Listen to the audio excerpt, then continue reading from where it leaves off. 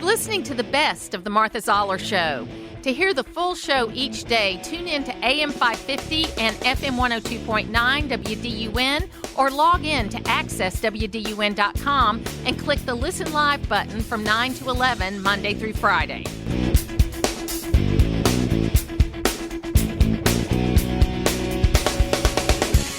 It's always great to be with my next guest, Marjorie Taylor Greene. She has a new book that's coming out on Tuesday called, of course, MTG. Welcome back to the program, Marjorie. How are you? Oh, I'm doing great, Martha. It's so good to talk to you again. Thank you. Well, I tell you, I got a little advance read of it. I thought it was very well written. It was easy to read. It starts with where you got to start, right, which was your first day in Congress and what happened in the next few days. What led you to write this book?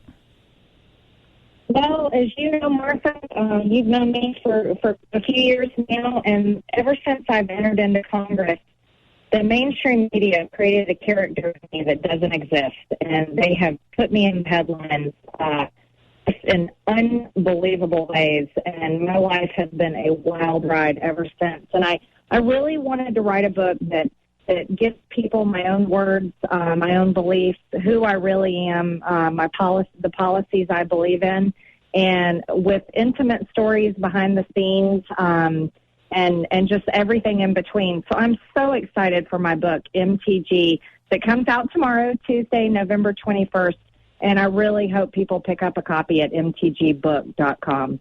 Well, and what you said, I think, is really important, because I know in our conversations from the first time I spoke with you and in our interviews that we've had great substantive discussions. We've talked about issues. You were thoughtful and laid and played out as far as those issues are concerned. You did have kind of a trial by fire, though, your introduction into the Congress. Tell us a little bit about that. Yeah, absolutely. And that's, a lot of the stories are written in the chapters. Sworn in on January 3rd, 2021. The next day, flew with President Trump on Air Force One back to Dalton, Georgia for a rally to try to save our Senate seats. And then January 6th happened, which just took me by complete surprise. My whole plan was to object, by the Constitution against Joe Biden's Electoral College votes. And I tell the whole story of where I was on January 6th. The congressman, I named the one that helped me, made me feel safe, and helped me get out of there, because I couldn't even find my way back to my own office at that point in the many halls and tunnels in the Capitol complex. And even I go into the story about visiting the January 6th defendants that were held in solitary confinement, just so horrifically. I visited them in November of 2021 when no one had seen them or talked to them. And so these are the stories I'm excited to share. I even have a chapter about Jewish space lasers, a phrase I never said, but the media has slandered me with it. And, unfortunately, it's misinformed people about me that tragically some people in America think I'm anti-Semitic. I'm absolutely not. I fully support Israel and the Jewish people. And the book was very fun for me to write. I even tell about a sad story in my life that was very difficult for me to go through when the media was basically crucifying me every single day in the headlines. And that's a story I felt was important to share. And I don't know how much you've read through it, Martha, but I'm really happy that you got a copy and you've already been reading it. Yeah, AJ was great in getting it to me last night, and I've been scrolling through it since then. And, I've known him for years and years. And I always know that if he sends me something, it's going to be good. And that's why I always take a look at his emails. But I'm glad you brought up the Jewish space lasers, because this past week we had a very peaceful gathering in support of Israel that was anywhere from 100,000 to 300,000 people, that was peaceful on the mall. And then the next night, there was a violent protest outside of the DNC headquarters that got very little press coverage. And, in my view, if you believe people on January 6th who breached the Capitol and disobeyed police and came in should be charged, these people were doing the same thing. They were breaching doorways. They were fighting with police. They were disobeying. They were being violent. And this double standard that we see related to this is just really shocking. It is. Martha, I'm so glad you brought that up. So the Capitol Police set the number for the pro-Israel rally this past week at 290,000 to close to maybe 300,000. It was one of the biggest events that Washington, D.C. has seen since President Trump's inauguration and especially since January 6th, 2021.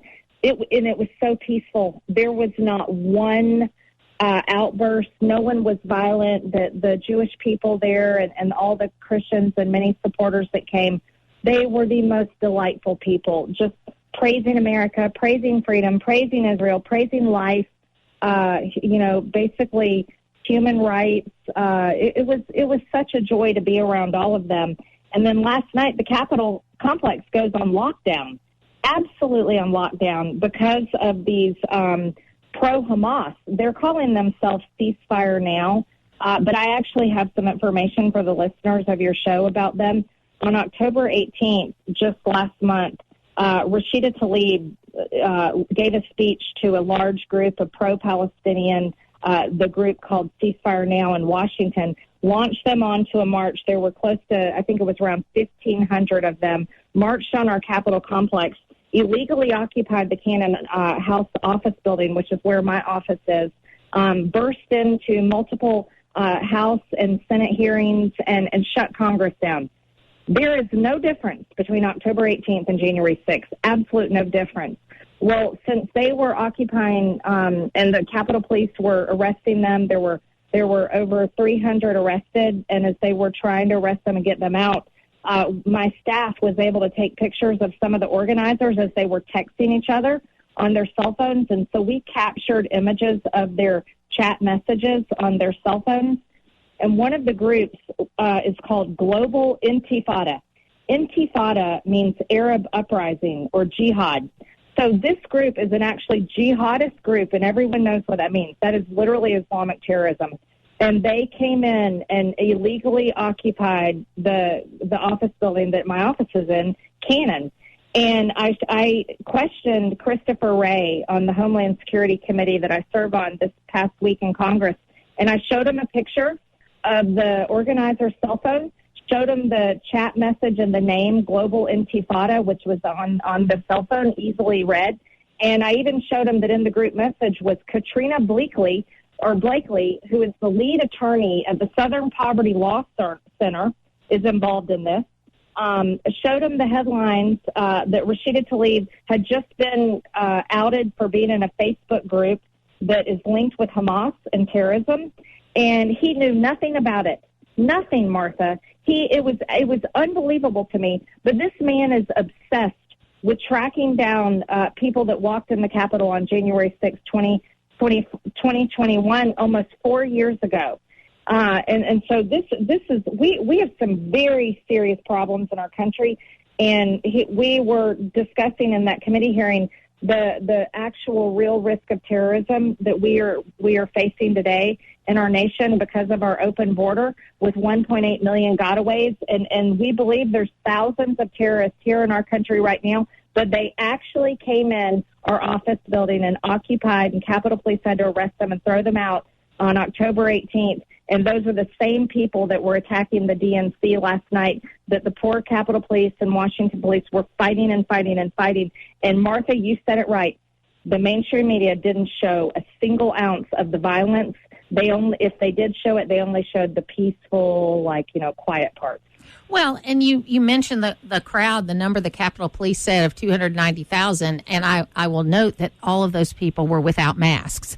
Okay, so they were not trying to hide who they were. They were proudly showing who they were, and that's what peaceful protest is about. Peaceful protest, I don't care what you say if you are peacefully protesting. I will fight to the death for you to even say things I disagree with. Okay, but when you get beyond that and you're damaging, you're destroying, you're disobeying police, then you lose me. Okay, so that's my line. Right. It's a hard line there. So look, I know we only have a couple of minutes left with you. We're talking to Marjorie Taylor Greene. It's mtgbooks.com, right, Marjorie? Is that the website? Yes, mtgbook.com. You can order your copy, get one for yourself, grab one for family members, pop them in stockings. They're great Christmas gifts. But yes, mtgbook.com. So we got 2 minutes left with you. What's next for you, and what's next for the GOP?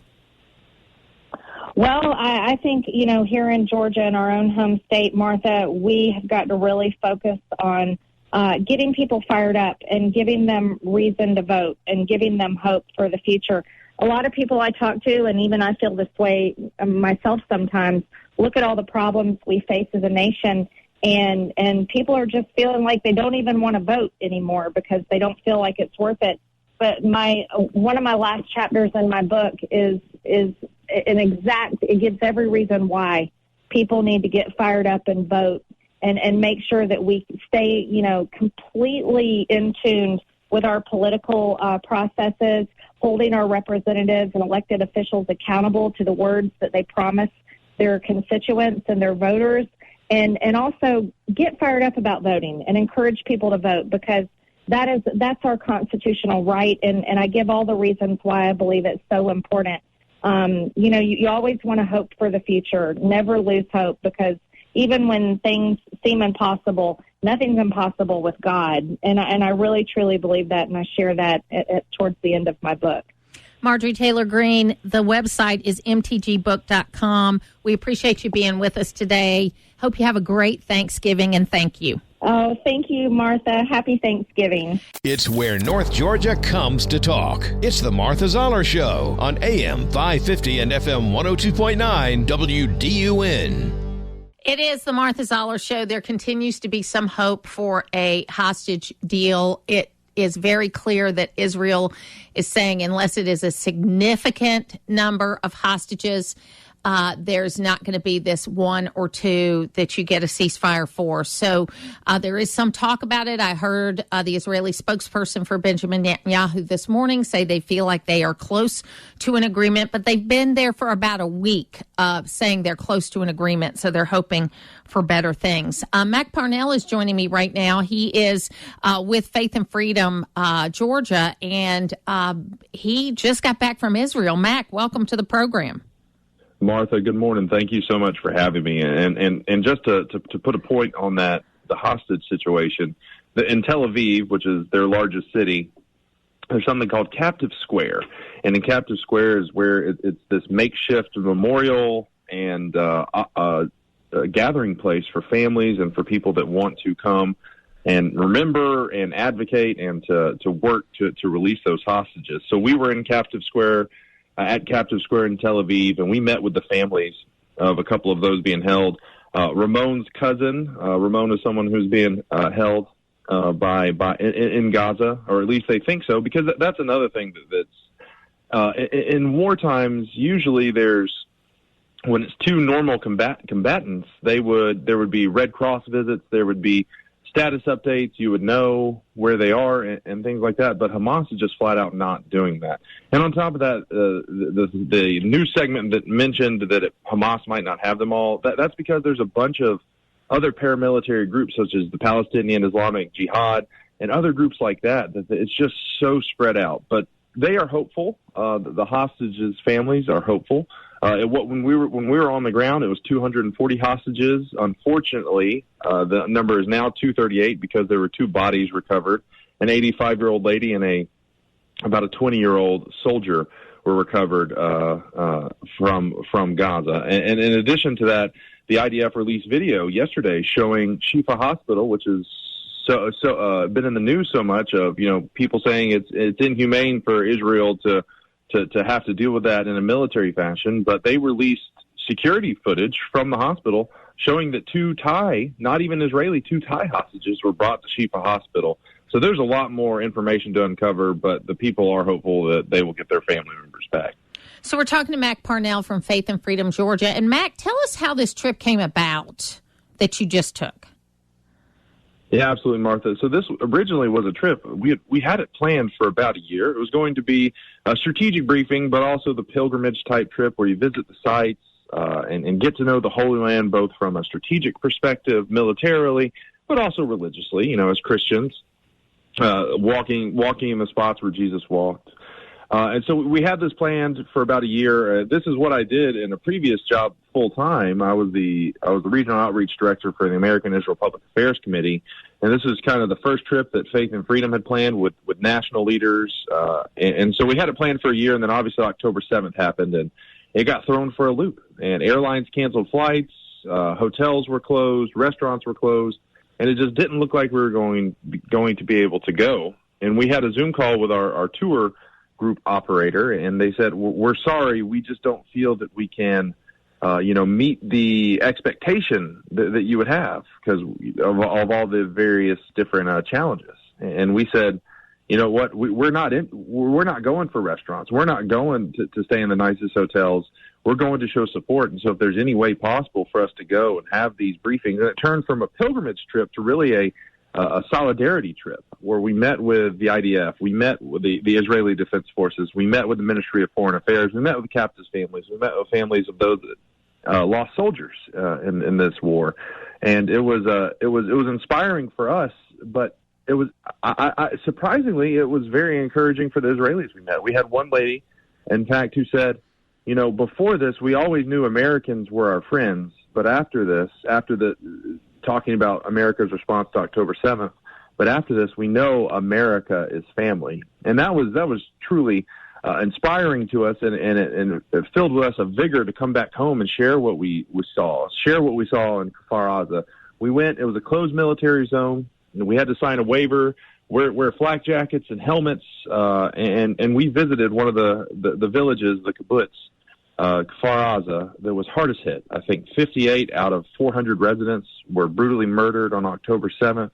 And Martha, I know you have a mixed audience, so I'm not going to go into too many of the details, but almost any headline you hear, it's 10 times worse than that. And yet, with all this destruction, standing in the house where a family of 5 was murdered, and walking out of that house, and I see those brave IDF soldiers, in the midst of all this heartbreak, there was that inspiration that they are still standing, they are still fighting. So while Hamas sought to destroy Israel, Israel is still standing. They're reeling, and there's heartbreak, but Israel is going to stay strong, and they're going to finish the job. I just finished reading. I've been kind of, refreshing my knowledge, related to all of this because, I've studied it for a long time. But I just finished reading a book, Israel, A Simple Guide to the Most Misunderstood Country on Earth. And it's basically just kind of a recap history that was written by Noah Tishby is her name. And she wrote this book in 2021. And of course, the history is really good because it's a well-written history that anybody could understand. You know what I mean? It's something that tells both sides of the story, all of that. But some of the things in the final chapters that she predicted were potentially could happen related to Hamas, related to the conflict that we're in today. I mean, we're really prophetic. I mean, even though Israel didn't see this coming on October 7th, the situation was ripe, if you will, for this kind of problem because there is such misunderstanding. The Israelis did not occupy Gaza. They are fighting now to eliminate Hamas, and they're in Gaza. But they had let Gaza govern itself, and they basically ran it into the ground instead of turning it into what could be Singapore. I mean, this is land that's on the Mediterranean Sea, Mac. I mean, it could have been something great, but Hamas, in their desire to kill Jews, they did not care what happened to the Palestinians on the way to doing that. That's right. And I think something that's almost the most telling is, do you know where the leadership of Hamas is? Anywhere but Gaza. They're in Qatar. They're in Qatar. Yeah. And that's another thing we're going to have to address is you see all this mess that's on college campuses. And Republicans, rightfully so, have done a lot of work to expose Confucius Institutes and Chinese communist money that are on college campuses. We're going to have to do some investigation and look into Qatari money and the nefarious entanglements with Iran. And to put it in perspective, so you talked about the threat from Hamas. So let's imagine the terrorist organizations are a Major League Baseball team. And so you have single A, double A, triple A, and you have, of course, the Major League Baseball team. So for Atlanta, we have the Rome Braves. That's the single A. We have the Gwinnett Braves. That's the triple A. Really, Hamas was the single A affiliate. And the Major League Baseball team of terror, for lack of a better term, was Iran. Iran is all part of – they're all in Iran's orbit. They get funded by Iran, and it comes back to Iran. But really – Hamas was the single A team, so the destruction the single A team was able to do is nothing short of amazing. Putting the talk in news talk. It's the Martha Zoller Show on AM 550 and FM 102.9 WDUN. Justin Giboney is with me right now. He's a pastor, and he has a podcast where he talks about really important issues that are out there every day. And he also was a Democratic National Committee delegate at one point in time. So we appreciate and we welcome you back to the program. Hope you have a wonderful Thanksgiving week planned. Hey, Martha, great to be here. I'm excited for Thanksgiving. How about yourself? Me too. Yeah, we've got the family coming in, and we're going to have a lot of fun. So it's going to be great, and it's what it ought to be, right? It's getting together with family. There's no expectations really on Thanksgiving. It's not like all this gift giving, and I think it's actually the best holiday. That we agree on. Yes, we do. Listen, I wanted to talk to you a little bit about messaging and what people think versus what's really happening. And you were a delegate in which convention were you a delegate for the DNC? I was a delegate in 2020 and 2016. Okay. So it was an interesting time to be a delegate, that's for sure. I think that, there was a lot of talk about the last election, and Democrats did do well in the last election. I think that they've overplayed Kentucky a little bit because I think the news is if an incumbent governor gets beaten. Okay, it's not so much if an incumbent governor wins. So I think the fact that Kentucky stayed with Andy Beshear, who was very well known in the state, was good for Democrats, but it was also just not that unexpected. But there was also a lot of talk about some of the life issues that were on the ballot. And you and I have talked before that the messaging around life issues is challenging because I think more people agree than disagree on that issue, but they get put into different camps. What are your thoughts about that? Yeah, I definitely think it's a moment to regroup as far as the life conversation goes. I think you're right.